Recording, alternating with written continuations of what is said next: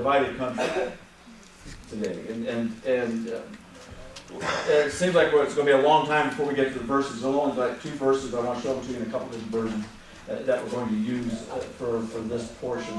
And then we're going to finish with a verse that kind of is the segue into the next thing on revival. And we've kind of even talked about it quite a few times this morning. And so it hits right at home. So what we're going to look at today, we're going to look at religious freedom. Religious freedom and what each one of the major parties are talking about, and what both of the candidates have talked about. Wow. It's hard to believe they would say anything about religious freedom with what's going on in both their lives, eh? But they do have some stances. And then I'll show you just one more thing in the discipline as we talk about our walk, our public walk, as what the Wesleyan Church looks at. So we're going to start off again with the Democrats. And the Democratic platform, now this isn't what Hillary's specific is, this is what the Democratic platform says. It says, we support a progressive vision of religious freedom that respects pluralism and rejects the misuse of religion to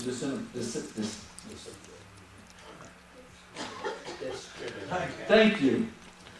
Wow. The party opposes a religious test to bar immigrants or refugees from entering the country. The Republican Party. Republicans affirm that religious freedom in the Bill of Rights protects the right of people to practice their faith in their everyday lives.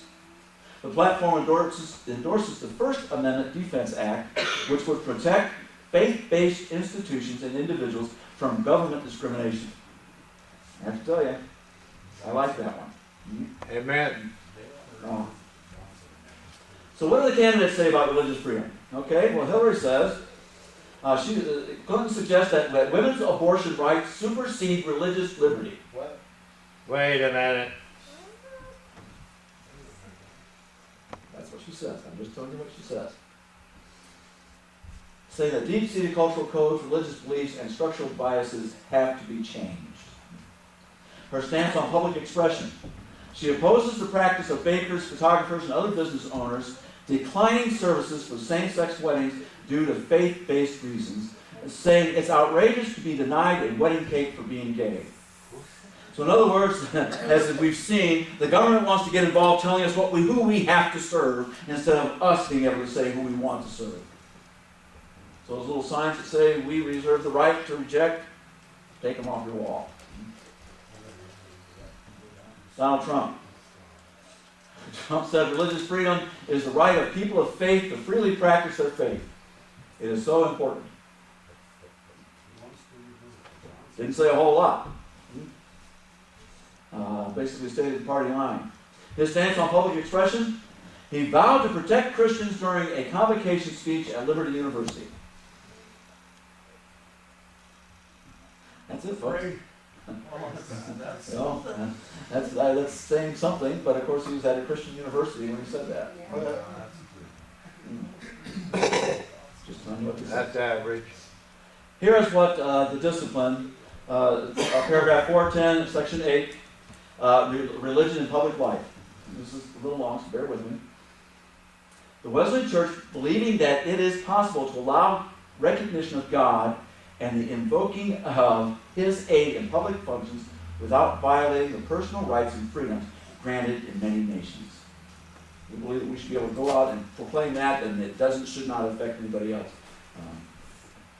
They advocate the enactment of suitable legislation by legislative bodies at all levels of government, which will strengthen provision for the free exercise of religion in public life and allow reference to or the invoking of the aid of God by individuals serving, writing, speaking, leading, or contributing to any public function. We should be able to have the right to say what we want to say. I told you when I was in hospice that they asked me to pray for a Christmas program, but they did not want me to mention Jesus. Oh, that's real I trick. have not figured that one out. The Christ Mass, but we can't mention the Christ. Okay. I did. What can they do? Fire me? So, They weren't Paying you. They're not the ones employed.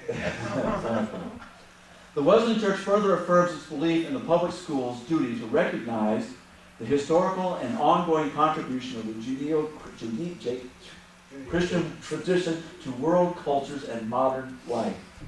The Wesleyan Church verifies the Bible is an appropriate book for reading in public schools and the right of students to pray as desired. Amen. Don't know whether you saw it, but I believe it was Kentucky that said that their teachers can now use the Bible because the Bible has poetry, it has all the rest of these things in it, and they can use that as one of their textbooks. Bless the Lord. It's Awesome, happening. awesome, awesome. That's a start. So, How about Idaho? yeah. I ran across something, and the reason I bring this in, the population of the United States. This is very, very important, because what is our responsibility, if you look at what the discipline says, and we kind of talked about it last week, we've looked at the discipline, we've talked about gay marriages and abortion and weddings and marriage and divorce. We've looked at the discipline in all those different areas. And so what should we be doing? We see what the parties have done this year. Nothing. We've got 4 years to get our act together. Because we know they're not going to do it. But I want you to see something. This is eye-opening. And Rhonda knows this took me almost an hour to get done because I've been up since 12:30 and I couldn't get these numbers to add up for nothing. Until I used the computer and it did it for me. This is the population as of, and this is a live population, so the number kept changing. This is live population as of like 3 o'clock this morning. 324,907,470. That's the United States population. Now, I want you to do the math here. That's the population. The percentage of people who call themselves Christians of that number is 75%. That's huge. That's outstanding. Or, in other words, 2,443,680,603. That's how many people proclaim to be Christians in our nation. Let's see. If all the Christians stood up for one thing, do you think they would have the majority of the numbers here? But we can't do that, can we? Take a look at this. Out of that number, out of the number of Christians, the percentage of Christians who registered to vote, 50. All of a sudden, our voice just dropped to 122 million. So wait, we just said we had 243 that profess to be Christians. But so many Christians say, well, I'm not going to vote because it doesn't make any difference. It makes a huge difference. Amen. A huge difference. That's a right that we have. I went to other countries so that we could have that right. Other people in here have gone to other countries and fought so that we can have that right. Right. And yet, half of those who call themselves Christians won't even go and register. Mercy. So, out of the 122 million that registered to vote, what's the percentage of those who actually vote? That's about average. 25% of those that registered. Or 30 million. So we went from almost 250 million down to 30 million for a vote, for a voice. Is there any wonder why our rights as Christians have continued to drop? That's right. Come on. We put people in office that don't have Christian values, and then, or if we do have, and we don't support them. We don't register to vote, we don't vote, we don't go and vote. We have 250 million Christians in this country, and only 30 million of them vote. Wow. That's quite a difference. Romans 13, verse 1 and 2. Let everyone be subject to the governing authorities, for there is no authority except that which God has established. The authorities that exist have been established by God. You look at our candidates this year and say, oh, they can't be established by God. How are they established by God? So I'm going to sit back and just see what happens. You are God's vessel. You are the instrument by which He establishes that which gets elected. That's right. You say, well, I really don't want to vote either one. Well, guess what? When you don't vote for anything, you get the worst of all possibilities. Amen. You really do. When you vote for those that can't even get on, then you get the worst of all possibilities. I don't like either candidate. Let's be honest. There's certain things I like about each one. Very little. But I'm going to vote. What am I going to vote? I don't know. That's the purpose of prayer. I may pray and God tell me one thing and tell Joni something else. Well, then He's just canceling this out. That's fine. Then it's a God thing. Huh? Somebody is going to be elected to office. Do you know what happens if there's a tie? We just found this out last Sunday night. If there's a tie or nobody gets that 270 electoral votes, the House decides who wins. Oh, Lord, that's worse. Or gets voted in. He may become president as well. And they also can decide who the vice president is. So let's say the House decided that Trump was going to be the president, but they could say Pence wasn't going to be the vice president, it's going to be somebody else. Is that how you want your country to be run? You've got the authority to vote. You 30 million people. That's how- Let everyone be subject to the governing authorities, for there is no authority except that which God has established. God has established our country. God has established our way of government is based on the Bible. That's right. Consequently, whoever rebels against the authority is rebelling against what God has instituted. I'm not going to vote. I don't like either one. Neither one of them, I don't care. I'm not going to vote. God, I don't care what you set up. I'm going to ignore you. Don't do it. That's exactly what you're doing. And those who do so will bring judgment on themselves. You get the person you didn't want. Out. This is the message. Now, I told you a lot of places I like what the message says. This is one of the places I do not like what the message says, and that's why I bring it up. Just so you can see that I don't just feed you a line. Be a good citizen. All governments are under God. Insofar as there is peace and order, it's God's order. Well, that's not what the NIV said. That's not what the King James says. It doesn't say that as long as there's peace and order, it's God's. It says that the government is established by God. Right. This says it's only God's if there's peace and order. Was there peace and order constantly in David's reign? Nope. Think about that. That doesn't mean that we want to go to war or anything, but it does mean that there are times there's going to be turmoil. There's going to be times we don't agree with our government. Isn't there? But yet, there's the right way and the wrong way. Right. On November 8th is one of the right ways where we vote what we're supposed to vote. Romans 13:1, NIV again. Let everyone be subject to the governing authorities, for there is no authority except that which God has established. The authorities that exist have been established by God. Titus 3:1. Remind the people to be subject to rulers and authorities.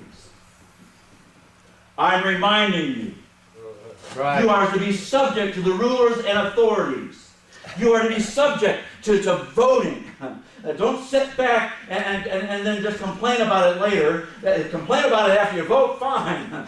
But if you sit back and don't vote anything, you sit back and don't even pray and ask God what you should do, You got nothing to then say. you have nothing exactly. We have shown what each platform stands for. We've shown what the Wesleyan Church stands for. And if you remember the church, it seems like those things in the Wesleyan Church are the things that you should be standing for. Right. Remind the people to be subject to rulers and authorities. To be obedient. To be ready to do whatever is good. The message. This was okay. Remind the people to respect the government and be law-abiding, always ready to lend a helping hand. Nothing wrong with that. That's awesome. we live in a time like no other time has been before. This is probably one of the worst elections where both candidates have just been raked through the mud, worse than anybody's ever been raked through the mud. One candidate to try to make out to be a sex offender, the other one's a liar and wants to put secret emails out for everybody to get hold of.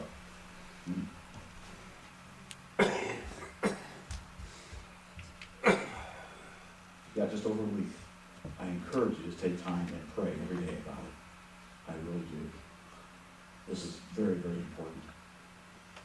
The next president will more than likely put 1 to 4 Supreme Court justices in. Those Supreme Court justices will still be there for your grandkids, or maybe great-grandkids.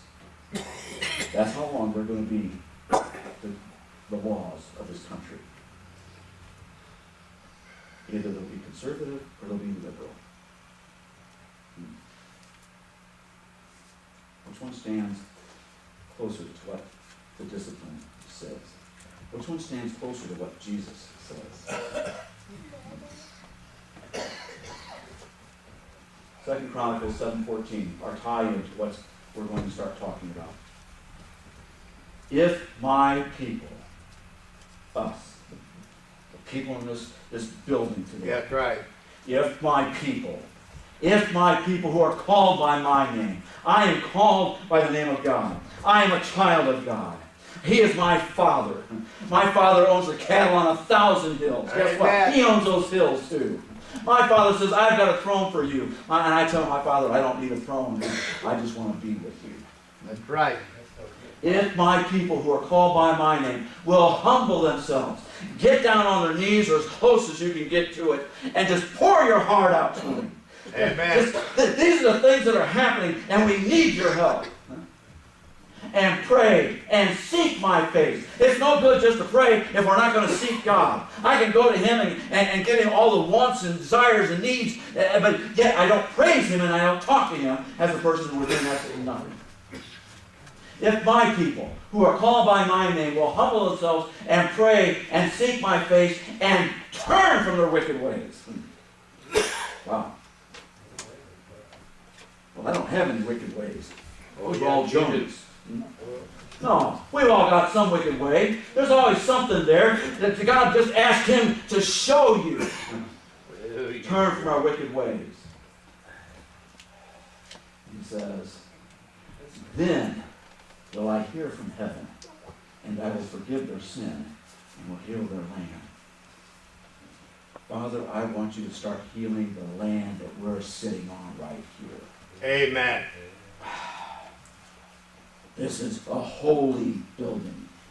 This is God's building. It's not mine, it's not yours, it's not the district's. It's God's building. It's holy. It's set apart for Him. We should class and then start spreading it out. It should cover the sidewalk out here. And before long, it should be across the street, taking over another church. We are God's people, and we're called to do His business. And we're to liberate this town from the grips of Satan. That's right. Then I will hear from heaven, and I will forgive their sin, and I will heal their land.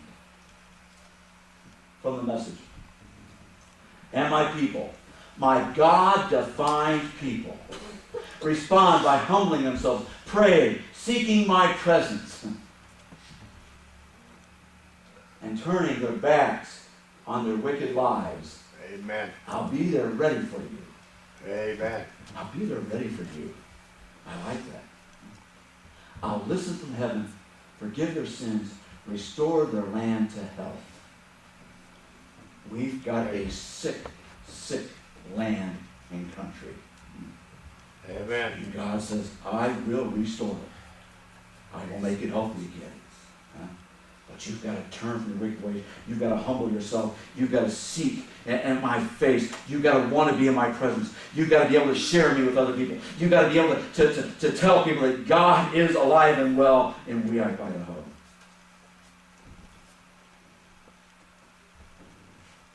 This is where revival started, right here. This is the center of our fire, right here. That's right.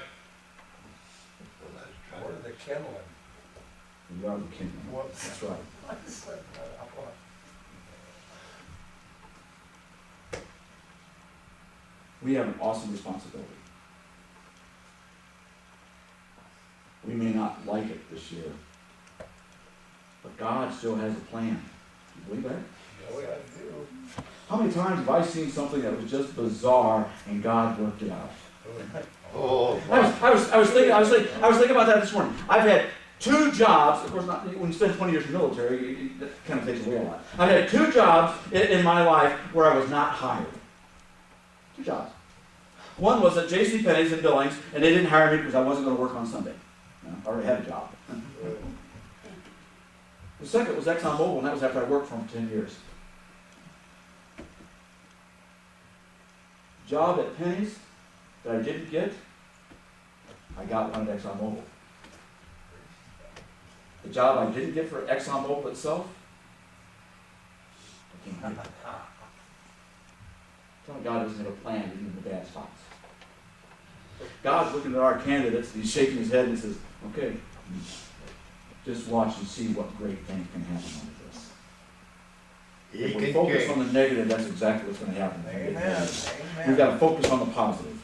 Hope. Both of Right. them have positive aspects, they do. You guys have to search really hard, but they've got them. And so we need to rely on God's leading, the Holy Spirit's leading, as we come into this in a week. Pray, pray, pray. Kind of a weird message to offer an invitation, but we're going to do it anyhow.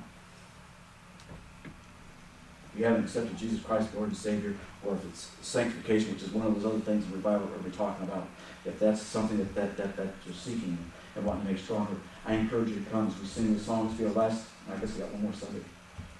No, this is our last Sunday for the song. So why don't you go ahead and stand and let's do this I Swim Broad.